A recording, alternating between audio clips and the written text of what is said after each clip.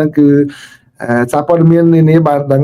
បែរទៅលើអ្វីដែលលោកប្រធានាធិបតី Donald Trump បានបង្ហាញឲ្យដឹងគឺបាទលោកបញ្ជាក់ថាប្រធានាធិបតីនៃប្រទេសវេណេស៊ុយឡាលោកNicolas Maduro ហើយនិងលោកស្រី Pereira ទៅបានសហរដ្ឋអាមេរិកចាប់ខ្លួនហើយនឹងយកចេញពីប្រទេសហើយនៅក្នុងប្រតិបត្តិការបាទពិសេសមួយនៅថ្ងៃសៅរ៍នេះបាទនៅថ្ងៃសៅរ៍នេះមកនៅសហរដ្ឋអាមេរិកគឺមានការផ្ទុះផ្លោងមានផ្ទុះសម្លេងផ្ទុះមានជាច្រើននៅក្នុងប្រទេសវេណេស៊ុយឡានៅក្នុងទីក្រុងនឹងតែម្ដងហើយគឺបើតាមសេចក្តីរាយការណ៍នេះគឺមានផ្ទុះបាទអគារយោធាបន្ទាយទាហានហើយនឹងអាកាសយានដ្ឋានផងដែរបាទដែលមានសម្លេងផ្ទុះតាំងពីព្រឹកព្រលឹមតែម្ដងដែលក្រោយមកគឺបាទលោកប្រធានាធិបតី Donald Trump ថាលោក Nicolas Maduro ហើយនិងលោកស្រី Pereira គឺលោកស្រី Celia Flores ទៅបានចាប់ខ្លួនហើយតាមដីការបស់តុលាការទីក្រុងញូវយ៉កបាទទីក្រុងញូវយ៉កដែលចោទប្រកាន់អ្នកទាំងពីរនេះបាទជាពិសេសលោក Nicolas ជា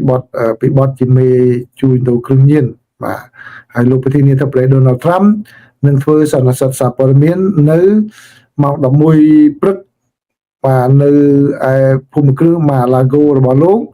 បាទដែលឥឡូវនេះម៉ោងនៅសហរដ្ឋអាមេរិកគឺនៅខាង Florida នោះគឺម៉ោង 9:50 នាទី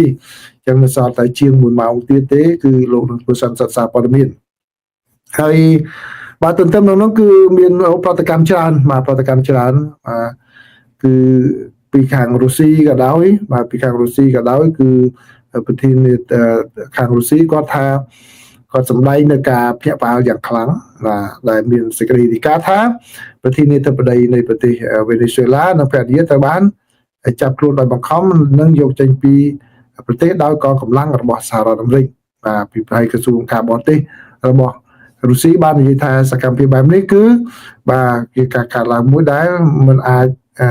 ទទួលបានទេជាការរំលោភទៅលើដែនអធិបតេយ្យភាពនិងរដ្ឋឯករាជ្យភាពមួយដែលត្រូវតែគោរពគោលការណ៍ច្បាប់អន្តរជាតិបាទហើយនៅប្រេស៊ីលក៏យ៉ាងដែរប្រេស៊ីលក៏ថាប្រតិបត្តិការពិសេសនេះគឺជារឿងមួយដែលបង្កឲ្យមានដំណើររឿងដ៏គ្រោះថ្នាក់មួយសម្រាប់ការអនុវត្តនៅពេលក្រោយទៀតហើយបាទគឺជារឿងមួយចាត់ទុកថាជាគំរូអាក្រក់បាទសម្រាប់ថ្នាក់ដឹកនាំហើយខាងមិចស៊ិកហ្នឹងក៏បានកោតទូផងដែរបាទចឹងប្រិមិត្តបានដឹងហើយបានដឹងហើយពី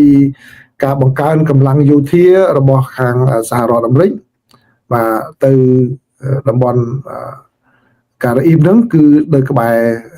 ប្រទេសវេណេស៊ុយឡាហ្នឹងអស់ជាច្រើនខែមកហើយគឺតាំងពីខែកញ្ញាមកម្លេះបាទខែកញ្ញាមកម្លេះដែលទាមទារឲ្យ Nicolas Maduro នឹងចុះចេញពីតំណែងដោយ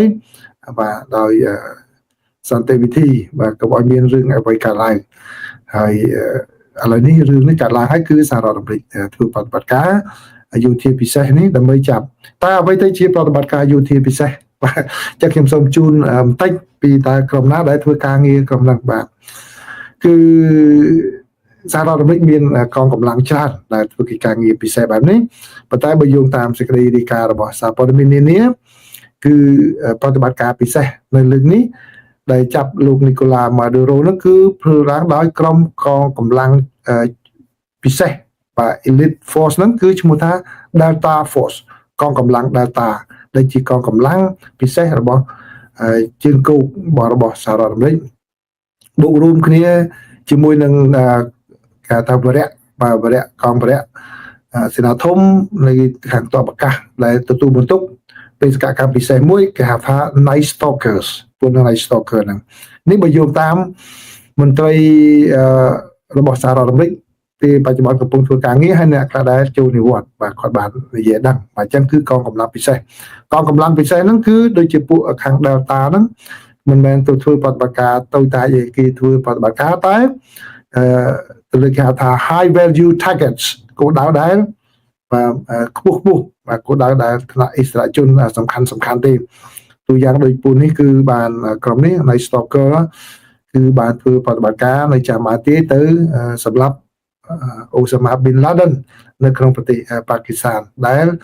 គឺហោះតាមក្រុមនាវាស៊ីលបាទស៊ីវិលរបស់ទានជើងទឹករបស់សហរដ្ឋអាមេរិកទៅសម្រាប់អូសាម៉ាប៊ីនឡាដិននៅក្នុងឆ្នាំ2011បាទហើយកងកម្លាំងហ្នឹងគឺជាពិសេសគឺកងកម្លាំង Delta ឬក៏ Navy SEAL ពួក SEAL ដែលខ្ញុំធ្លាប់បានជម្រាបជូនប្រិយមិត្តក្នុងពេលកន្លងមកហ្នឹងគឺបាទក្រុមនេះធ្វើប្រតិបត្តិការមិនឲ្យដឹងមុនទេចាស់កិច្ចការសម្ងាត់យោធាមួយចំនួនមិនឲ្យដឹងទេបាទសូម្បីតែក្រុមគ្រួសារភរិយារបស់គេក៏ដឹងដែរគេមិនអាចនិយាយបានទេបាទចឹងហើយបានខ្ញុំនិយាយហើយនិយាយទៀតប្រិយមិត្តណាដែល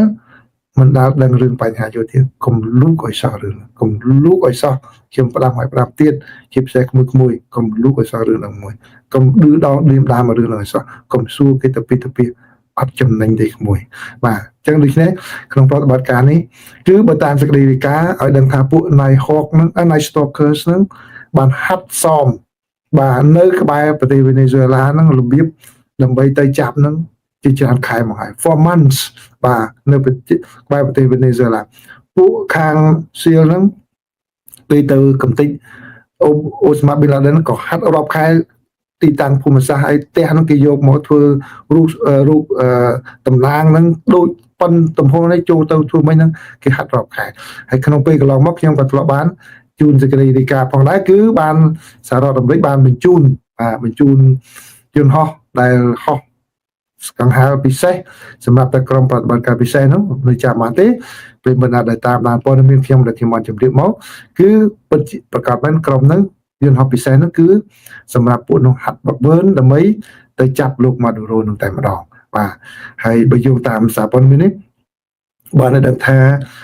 គឺយ៉ាងហោចណាស់គឺសហរដ្ឋអាមេរិកបញ្ជូនយន្តហោះពិសេសសម្រាប់តែប្រតិបត្តិការពិសេសហ្នឹងរបស់កងកម្លាំងពិសេសហ្នឹងគឺប្រភេទ CV-22N ហ្នឹងចំនួន10គ្រឿងឯណោះបាទទៅកន្លែងហ្នឹងដើម្បីបង្ការក្នុងករណីដែលមានការផ្លាស់ប្លាត់ចូលចាប់ទៅមានការតវ៉ាតដៃហ្នឹងមានកម្លាំងពិសេសទៅអន្តរាគមន៍បន្ថែមទៀតបាទបើថាហើយក្នុងពេលកន្លងមកគឺពេលដែលទៅចាប់អូសាម៉ាប៊ីនឡាដិនទៅបាញ់អូសាម៉ាប៊ីនឡាដិនហ្នឹងគឺប្រើឧទ្ធម្ភាគចក្រដែលសហរដ្ឋអាមេរិកមិនឲ្យដឹងពីមុនមកទេគឺហោះអត់លឺសំឡេងទេតាមធម្មតាហេលីកូបទ័រគឺហោះលឺណាស់បើលឺសំឡេងមិនតែគ្រុំបាទរាប់រយម៉ែត្រពីចម្ងាយលឺប៉ុន្តែអ្វីដែលសហរដ្ឋអាមេរិកប្រើពីកំទេចអូសាម៉ាប៊ីនឡាដិនគឺជាយន្តហោះអេលីកូពិសេសមួយតែម្ដងពីពួកអេលីកូក៏អាចមានលទ្ធភាពចោះចតកន្លែងណាដែលមិនមានពីរឲ្យតាមទៅបានស្ងាត់ឈឹងហោះអត់មានលឺសំឡេងទេបាទដែលសូម្បីតែចិនពេលហ្នឹងក៏តាមចង់ដឹងបច្ចេកវិទ្យារបស់សហរដ្ឋអាមេរិកដែរអញ្ចឹងហើយបានដូចខ្ញុំនិយាយម្ដងទៀតលើកទី2ការសម្ងាត់យោធាគេអត់បញ្ចេញវឹកវ៉ាក់ទេជាពិសេសនៅប្រទេសសេរីបាទប្រទេសសេរីគេអត់បញ្ចេញទេខាងកុម្មុយនីសទេបានអីប៉ុណ្ណាពួតប៉ុណ្ណឹងប៉ុណ្ណាពួតប៉ុណ្ណឹងបាទអញ្ចឹងគឺខ្ញុំសូមជូនប៉ុណ្ណឹងណាបាទជូនប៉ុណ្ណឹងនិយាយហើយនិយាយទៀតអញ្ចឹងចាំពេលបាទពេលមានពេលនៅថ្ងៃនេះខ្ញុំនឹងថតផងដែរឲ្យប្រិយមិត្តបានដឹងថាតើណាទៅជាលោកនីកូឡាម៉ាឌូរ៉ូបាទយ៉ាងម៉េចបានជាសហរដ្ឋអាមេរិកបាទធ្វើប្រតិបត្តិការតាមចាប់គាត់ហ្នឹងហើយសម្រាប់អ្នកដែលចង់ដឹងរឿងបន្ថែមទៀតពីរឿងដូចជាក្រុម Navy SEAL ហ្នឹងបាទមានសភៅមួយចំនួនដែរបាទទៅសេតកតងជាមួយប្រតិបត្តិការរបស់ក្រុម Navy SEAL សំទោសបាទក្រុម SEAL របស់ទាហានជើងទឹកហ្នឹងបាទជាពិសេសនៅប្រតិបត្តិការកំទេចរបស់ខាងកំទេចអូសាម៉ាប៊ីនឡាដិនហ្នឹងគឺសភៅដែលល្បីជាងគេគឺ No Easy Day ហើយ the first hand accounts of mission that kill Osama bin Laden បាទទិញសភៅហ្នឹងមើលទៅខ្ញុំមានសភៅហ្នឹងដែរខ្ញុំមើលទៅក៏ប៉ុន្តែអានសភៅហ្នឹងហើយដូចខ្ញុំបានធ្លាប់ជម្រាបចឹងគឺយើងដឹងតែមួយចំនួនទេព័ត៌មានមួយចំនួនមុននៅពេលផ្សាយហ្នឹងក៏ត្រូវឲ្យក្រសួងការពារជាតិគេពិនិត្យមើលដែរមេធាវីអីហ្នឹងមើលទាំងអស់ព័ត៌មានណាដែលនៅប៉ះពាល់ដែលដល់ប្រតិបត្តិការគេប្រើសប្តាហ៍ឬក៏បច្ចេកវិទ្យាណាដែលអាមេរិកប្រើហ្នឹងនៅមិនទាន់ជប់ប្រើហ្នឹងគេអត់ឲ្យយើងផ្សាយទេ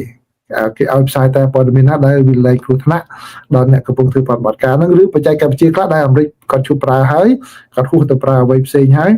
បាត់ឲ្យនិយាយក៏មានដែរណាអញ្ចឹងការអានសភៅហ្នឹងមិនមែនថាដឹងទាំងអស់ទេដឹងតែ ហើយមួយតូចមួយដែលគេអនុញ្ញាតឲ្យដឹងទេបាទអញ្ចឹងតើតើយើងប្រឹងរៀនអានឲ្យច្រើនឲ្យបានឲ្យផ្គុំគ្នាបាទសៀវភៅនឹងអានគួរឲ្យចាប់អារម្មណ៍ណាស់បាទអញ្ចឹងគេបានអានច្រើនហើយសូម្បីតែសៀវភៅតាក់ទងជាមួយនឹងប្រតិបត្តិការយោធារបស់សហរដ្ឋអាមេរិកជាពិសេសពួក Green Beret ពួកយោធាពិសេសដែលពួកគាត់ធ្វើប្រតិបត្តិការនៅវៀតណាមគាត់សរសេរឡើងវិញខ្ញុំបានអានសៀវភៅគាត់ពី3ក្បាលពីអ្នកនឹងឲ្យសម្ភាសអ្នកទាំងអស់នឹងបន្ថែមទៀតបាទខ្ញុំដឹងរឿងច្រើនបាទអញ្ចឹងខ្ញុំចូលចិត្តអានកំសាន្តទេគាត់អានកំសាន្តដើម្បីជាចំណេះដឹងផ្ទាល់ខ្លួនប៉ុណ្ណឹងទេបាទអញ្ចឹងនេះជាព័ត៌មានដែលខ្ញុំចង់ក្រងសម្រាប់ប្រិយមិត្តទាំងអស់គ្នាហើយសូមអធិស្ឋាននេះជាពីបន្ទប់សន្តាគារមកពីបន្ទប់សន្តាគារនៅ Las Vegas ផ្សាយជូនប្រិយមិត្តខាងក្រោយនេះគឺជាបាទឃើញផ្លាកព្រឺសន្តាគារលោកត្រាំបាទអញ្ចឹងសូមល្ងាចនេះbyក្នុងកម្មវិធីបច្ចុប្បន្នភាពអាមេរិកាំង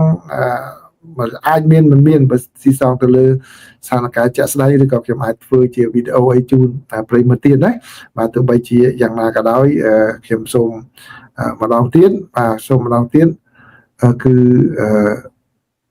នៅបញ្ហារឿងប្រទេសកម្ពុជាហ្នឹងរក្សាការគិតវិជ្ជមានតិចបាទការគិតវិជ្ជមានតិចគឺខ្ញុំអាចនិយាយបានថាមកដល់ពេលនេះគឺកម្ពុជាមានអ្វីគ្រប់គ្រាន់ដែលអាចកម្ពុជាអាចប្រើយន្តការណាក៏បានដែរបាទគឺខាង AOT ដឹងហើយពេលដែលសង្កេតការលើកមុនឃើញថាថៃចូលជើងតាមណាពេលនេះដឹងថាថៃចូលជើងតាមណាដូច្នេះការចាត់វិធានការផ្លូវច្បាប់ឬយ៉ាងម៉េចអានឹងគឺស៊ីសងទៅលើខាងរដ្ឋាភិបាលកម្ពុជាបាទហើយយើងកុំតាំងខ្លួនជាអ្នកចេះជាងអ្វីគេអ្នកធ្វើពេលខ្លះអ្នកថាលឿនជាងអ្នកធ្វើអ្នកថាស្រួលជាងអ្នកធ្វើបាទអ្នកថាខ្លះអត់ដឹងអីសូត្រមាត់សូត្ររត់មាត់ដូចតែខ្ញុំនិយាយចឹងសូត្ររត់មាត់ដូចឆ្នាំអញសាយចឹងបាទអញ្ចឹងកុំធ្វើខ្លួនឯងឲ្យទៅជាឆ្នាំអញទន្សាយបាទធ្វើខ្លួនឯងទៅតាមសភាពការយល់ដឹងស្វែងយល់ជាអ្នកឆ្លាតបាទមិនមែនរឿង ICJ ICC PPA ហ្នឹងគឺវាអត់ប្រយោជន៍ទេមានប្រយោជន៍ក៏ប៉ុន្តែអ្នកដែលនិយាយអ្នកដែលចង់ប្រើហ្នឹងគាត់ធ្វើខ្លួនគាត់ដូចជាអាចទន្សាយហ្នឹងគឺសូត្ររត់មកតែចេះតែប៉ុណ្ណឹងឲ្យធ្វើមែនតើអត់ចេះទេបាទអញ្ចឹងសូមអរគុណសូមជម្រាបលា